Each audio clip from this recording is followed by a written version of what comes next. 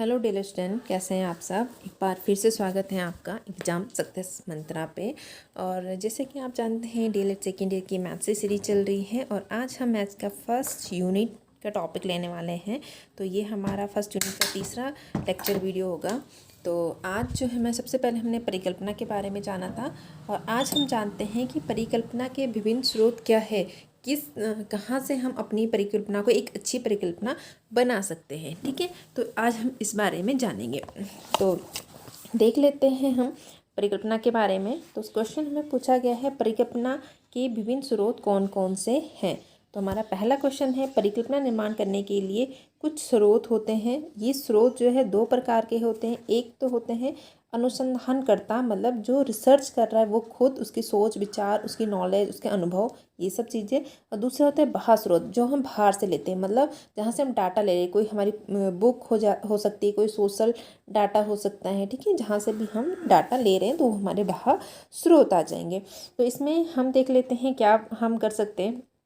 तो पहला है शोधकर्ता जब अपने विचार, अंतर्दृष्टि, अनुभव, कोरी कल्पना आदि के आधार पर परिकल्पना का निर्माण करता है। शोधकर्ता जो अपने, जो उसके विचार हैं, जो उसके अंतर्दृष्टि मतलब होता है अपने आप से जो सोच सकता है। मतलब पहले उस तरह की कोई भी बातें समाज में नहीं हुई, कोई भी घटना समाज में नहीं हुई, अपने मन से उसने सोचा है जिसको बारे में, जिसमें पहली बार उसने अपने मन से सोचा है। ठीक है, जो उसके अनुभव थे और जो उसकी कोरी कल्पना, जो उसने कल्पना है उसके आधार पर जो परिकल्पना बनाई जाती है उसको कहते हैं अनुसंधानकर्ता द्वारा बनाई गई परिकल्पना। ठीक है, तो इसके स्रोत का प्रमुख साधन, इन सबके स्रोत का जो प्रमुख साधन है वो क्या शोधकर्ता या अनुसंधानकर्ता स्वयं है। मतलब उसके आधार पर वो परिकल्पना बनने वाली। लेकिन इसके अलावा क्या होती है, कुछ बाह्य स्रोत भी होते हैं। उसके अलावा आप चाहें तो इस डेफिनेशन को लिख सकते हैं, चाहें तो क्या कर सकते हैं, स्किप कर सकते हैं, क्योंकि हमें अर्थ नहीं बताया। जब हमें अर्थ बताना होता है किसी, तब हमारे लिए वहाँ पे परिभाषा जरूरी हो जाती है। जब हमें परिभाषित करना तो वहाँ पे परिभाषा जरूरी हो जाती है। बट यहाँ पे हमें किसी चीज़ के स्रोत बताने तो मुझे लगता है इतनी ज़रूरी नहीं है। आप चाहें तो याद कर सकते हैं, ज़्यादा अच्छा इम्पैक्ट पड़ेगा एग्जामिनर पे, पर हमारे पास इतना टाइम नहीं होता है पेपर में, है ना। और परिभाषा याद करना वैसे भी बहुत डिफिकल्ट टास्क हो जाता है, क्योंकि उसे वर्ड टू वर्ड लिखना होता है। उसे हम तोड़ मोड़ के अपनी लैंग्वेज में नहीं लिख सकते। जैसे वो परिभाषा देने वाले ने लिख रखी होती, हमें वैसी वर्ड में, उसी फॉर्मेट में लिखनी होती है, तो इसलिए थोड़ा टफ काम हो जाता है हमारे लिए। तो ये मैं आपके ऊपर छोड़ देती हूँ कि आपको करना है या नहीं करना है। जो इम्पोर्टेंट पार्ट है वो आपको बता देती हूँ। ठीक है, उसके बाद हमारा इम्पोर्टेंट पार्ट बन जाता है यहाँ से परिकल्पना के मुख्य स्रोत। परिकल्पना के मुख्य स्रोत हैं 5। पहला है समस्या से संबंधित पुस्तक। दूसरा जो है वो है सामान्य संस्कृति। उसके बाद आ जाता है आपका वैज्ञानिक सिद्धांत, और उसके बाद आ जाता है आपका सदृश्य, और उसके बाद आ जाता है व्यक्तिक अनुभव। तो ये 5 ऐसी चीज़ें हैं जिसके बेस पे हम क्या करते हैं, परिकल्पना को एक अच्छी परिकल्पना क्या है, हमारी अपनी कल्पना भी हो सकती है ना, पर वो जरूरी नहीं कि एक अच्छी हो। हम एक अच्छी परिकल्पना बना सकते हैं किसके बेस पे, इन 5 स्रोतों के बेस पे। ठीक है, पहला समस्या से संबंधित पुस्तक है। जिस प्रकार की हमारी समस्या है, हम उस प्रकार की पुस्तकों का अध्ययन करेंगे तो हम एक अच्छी परिकल्पना बनाएंगे।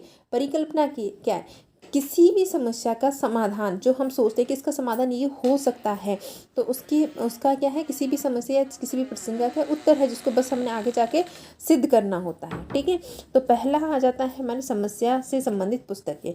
समस्या के क्षेत्र से संबंधित पुस्तकों का अध्ययन से परिकल्पना का निर्माण किया जाता है, क्योंकि उससे हमें क्या होगा, जो प्रॉब्लम होती है हमें पता होगा कि इससे अगर ये प्रॉब्लम है तो इसका सॉल्यूशन ये निकल रहा है, तो हम उस बेस पे अपनी परिकल्पना बना सकते हैं। जैसे कि मतलब कोई बच्चा क्या है, बार बार स्कूल से भाग रहा है, तो हम उससे संबंधित जो पुराने डाटा होंगे उसके बेस पे क्या ले सकते हैं। तो हमें एक उससे संबंधित डाटा ले लिया हमने, कहीं से हमें पता चला कि बच्चे स्कूल से इसलिए भागते हैं क्योंकि उन्हें टीचर का पढ़ाया हुआ समझ नहीं आता है।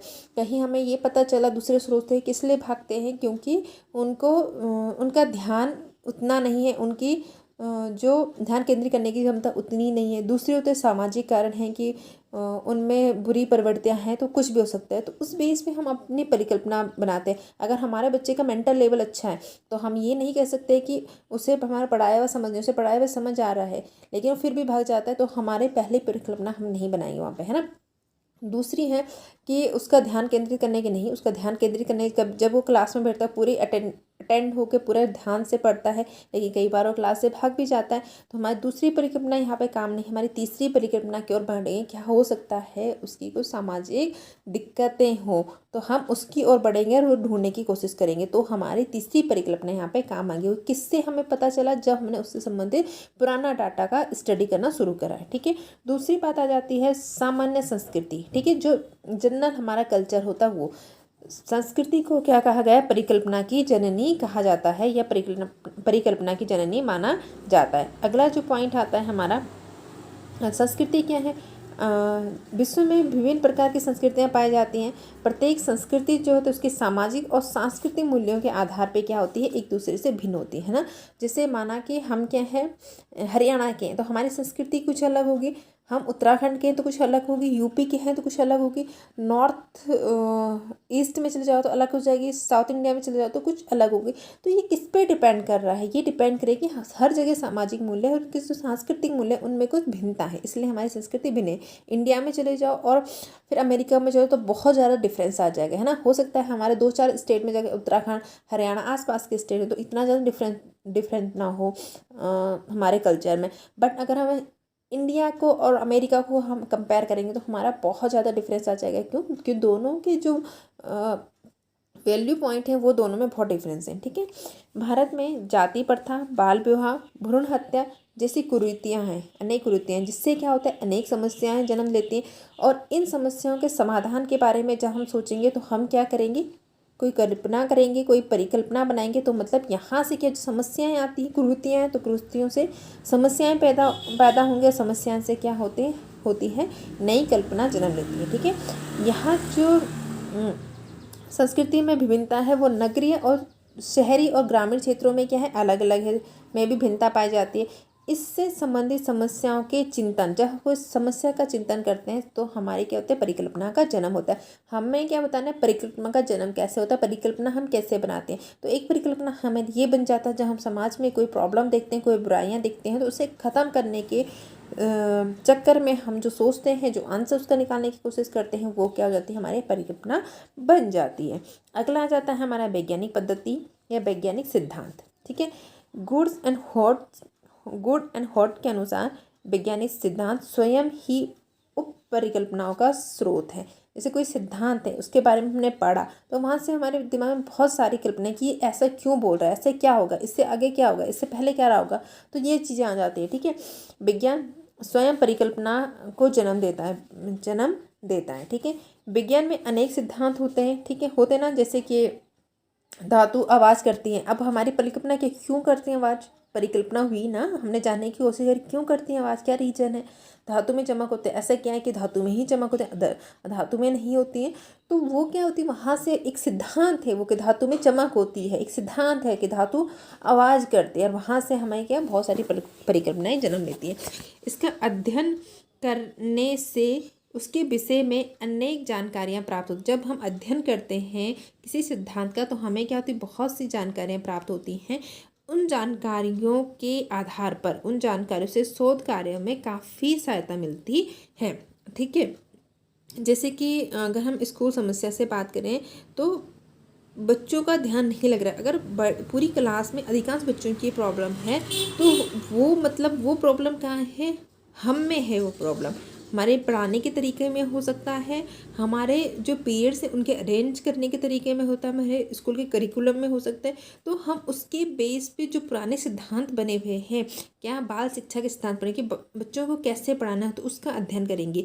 जब हम उसके अध्ययन करेंगे तो हमें बालकों की पढ़ने की क्षमता, उनके जानने की क्षमता के बारे में पता चलेगा, और उसके बेस पे हम अपना शोध कार्य करेंगे तो बहुत अच्छे तरीके से कर पाएंगे और हमारी सफलता ज़्यादा होगी। ठीक है, शोध कार्य को काफ़ी सहायता मिलती है। ये जानकारी वर्तमान शोध कार्य का आधार बन जाती है। जो हमें ये नॉलेज होता है तो हमारे शोध कार्य के क्या बन जाती है? आधार बन जाती है। उसके बेस पे हम अपने शोध कार्य करते हैं। वैसे अनुसंधान के पूर्ण हो जाने से यह ज्ञात होता है कि जब अनुसंधान कंप्लीट हो जाता है तो हमें ये ज्ञात होता है कि जो सिद्धांत हमने पढ़े थे वो सही थे कि नहीं। क्योंकि जो अनुसंधान करेंगे, रिसर्च करेंगे, अगर वो सत्य प्रूफ हो गया, वो उसने काम किया उस सिद्धांत ने, तो मतलब वो क्या है? सही बात थी। अगर नहीं किया तो मतलब वो गलत बात थी। ठीक है, तो यही यहाँ पे कहना चाहता है। क्या कहता जाता है, वैसे सिद्धांत के पूर्ण हो जाने से यह ज्ञात होता है कि विषय के बारे में अब तक कुछ भी हम जानते थे, जो कुछ भी हम जानते थे वह गलत था या सही। फिर भी सामयिक रूप से वह सिद्धांत एक विषय के संबंध में, जिस सिद्धांत की हमने स्टडी की है उस विषय के संदर्भ में जो कुछ बताता है या जो कुछ पाता है बताकर अनुसंधान कार्य को क्या करता है, एक दिशा प्रदान करता है। हम अनुसंधान करते हैं लेकिन हमें कुछ बेसिक चीज़ें तो उसके बारे में पता होना चाहिए, तो हम उसके पुराने सिद्धांतों का अध्ययन करते हैं, उससे हमें एक बेस मिल जाता है। उसके बेस पे क्या हम अपने जो रिसर्च है उसको आगे बढ़ाते हैं। ठीक है, नेक्स्ट पॉइंट आ जाता है हमारा सदृशता। सदृशता यानी सदृशता का मतलब होता है एक समान चीज़ें, एक समान चीज़ों के आधार पर हम अपनी परिकल्पना को बनाते हैं। क्या लिखा हुआ है, सादृश्य सदृश्य से तात्पर्य समान घटनाओं के कार्य कारण, मतलब किस कारण से ये घटना, कार्य कारण का मतलब किस कारण से कोई कार्य हो रहा है तो उसके पीछे का कारण क्या है ना। जैसे लोहा गर्म हो रहा है तो उसके गर्म होने के पीछे कारण क्या है, उसकी हीट है कि उसको हीट मिल रही है, उसके पीछे आग जला रखी है या सन से उसे हीट मिल रही है, तो ये हो जाता है कार्य कारण। तो दोबारा से बता देती हूँ, सदृश्य से तात्पर्य सामान्य घटना के कार्य कारण के आधार पर परिकल्पना का बनाना। कार्य कारण के आधार पर समान घटनाएं, एक जैसी घटनाएं हो रही हैं तो उसके आधार पे हम क्या करते हैं, कोई परिकल्पना बनाते हैं।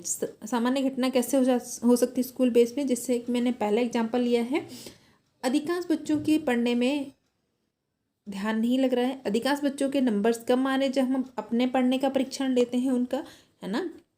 तो हम वहाँ पे क्या करते हैं कार्य कारण कि हम जानना, ये पिछले स्टडी को हम खंगालते हैं कि क्या कारण हो सकता है और उसके बेस में हम अपनी परिकल्पना को बनाते हैं। प्राय सदस्यता के द्वारा उपयोगी परिकल्पना का निर्माण किया जा सकता है। उदाहरण, यह ज्ञात कि जैसे हमें पता है कि अगर हमें ये बात पता हो कि पेड़ पौधों पर एक परिस्थिति विशेष परिस्थिति का प्रभाव पड़ता है। विशेष परिस्थिति मतलब अगर हिमालय रीजन है तो वहाँ पर अलग टाइप के पेड़ पौधे होंगे, मतलब उन हिमालय का पेड़ पौधों पे अलग इफेक्ट पड़ रहा है इसलिए वहाँ पे अलग पेड़ पौधे। अगर हम प्लेन्स में आ जाते हैं तो वहाँ पे अलग टाइप का होगा, हम मरुस्थल में चले जाते हैं तो अलग, मतलब परिस्थिति का पेड़ पौधों पे क्या है, एक विशेष परिस्थिति का पेड़ पौधों पे इफेक्ट पड़ रहा है, इससे ये पता चलता है। तो अगर हमें ये बात पता है तो इसी के बेस पे हम मानव से संबंध में भी परिकल्पना बना सकते हैं।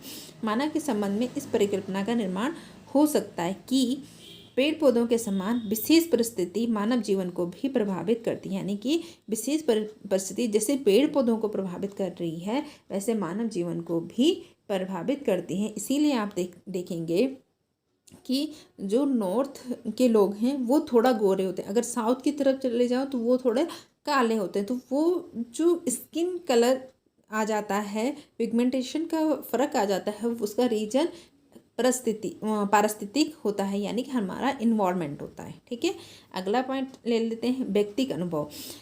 परिकल्पना बनाने पर जो सबसे ज़्यादा इफेक्ट पड़ेगा वो किसका पड़ेगा, शोधकर्ता का पड़ेगा। जो परिकल्पना बना रहा है उसका पड़ेगा। वो कोई डाटा ले रहा है, ठीक है, उसके पास स्रोत है, वो पुराना डाटा ले सकता है, बस उस डाटा को लेने की क्षमता, समझने की क्षमता, उसमें चिंतन करने की क्षमता किसकी है, शोधकर्ता की है। तो मतलब पूरा का पूरा प्रभाव किसका पड़ रहा है, शोधकर्ता का प्रभाव पड़ रहा है। ठीक है, तो ये व्यक्तिगत अनुभव।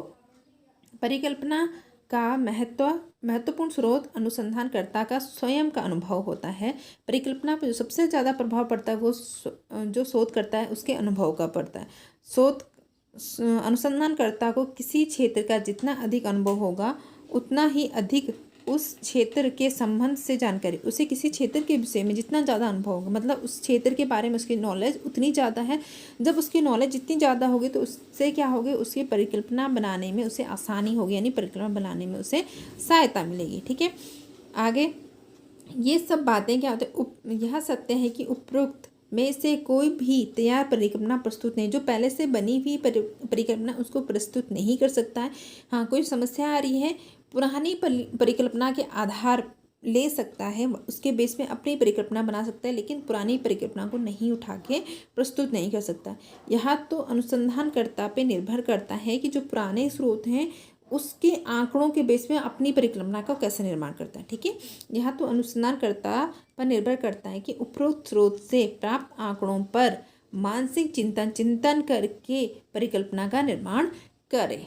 ठीक है, आई होप आपको क्वेश्चन समझ आया होगा और इसी के साथ मैं करती हूँ लेक्चर को यहाँ पे बंद। फिर मिलते हैं अपने नेक्स्ट लेक्चर में, तब तक के लिए लेक्चर को लाइक करें, शेयर करें, सब्सक्राइब करें। कोई बात समझ नहीं आ रही तो कमेंट बॉक्स में लिखें, कुछ और आप जानना चाहते हैं, पढ़ना चाहते हैं तो कमेंट्स बॉक्स में बताइए। अगर मेरे लिए पॉसिबल होगा तो मैं ज़रूर उस चीज़ को बताने की कोशिश करूँगी। हाँ,